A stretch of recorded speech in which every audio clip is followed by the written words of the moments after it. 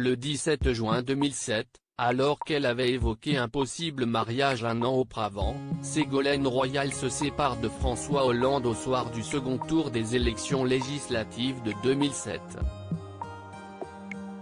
La fin de près de 30 ans d'amour puisqu'ils se sont rencontrés à l'ENA en 1978 avant de fonder une famille de 4 enfants. De ce concubinage, la femme politique ne garde pas que de bons souvenirs. Et comme elle l'a fait comprendre aux journalistes Gérard Davet et Fabrice Lhomme, elle est loin de cultiver de la tendresse pour son ex-compagnon. Ségolène Royal aussi a la dent dure, exécutant, devant nous, en une seule phrase, à la fois son ancien compagnon François Hollande et son successeur à l'Élysée, ont raconté ceci dans leur ouvrage Le Traître et le Néant paru aux éditions Fayard le 13 octobre 2021 et récemment cité par le magazine L'Op.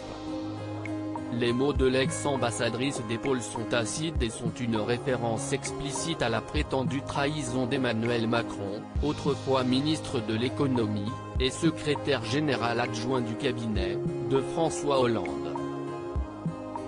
Macron, aurait-elle déclaré à Gérard Davet, il a observé comment Hollande fonctionnait, qu'il n'avait aucun affect, et aucune reconnaissance envers qui que ce soit. Et il a fait pareil. Mais pourquoi Ségolène Royal est-elle si hostile à l'encontre de l'ex-premier secrétaire du Parti socialiste, qu'elle n'a jamais hésité à tacler après leur séparation? François Hollande infidèle à Ségolène Royal dans son propre livre titré Ce que je peux enfin vous dire, 2018, l'ancienne ministre de l'Environnement a évoqué sans aucun filtre l'infidélité de François, une trahison qui plongerait n'importe quelle femme amoureuse dans une colère noire.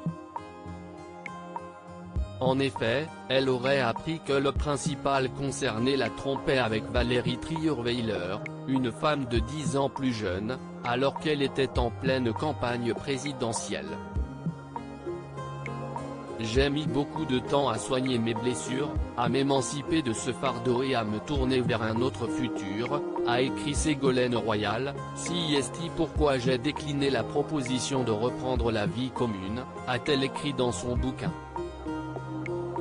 Une blessure guérie mais certainement pas oubliée.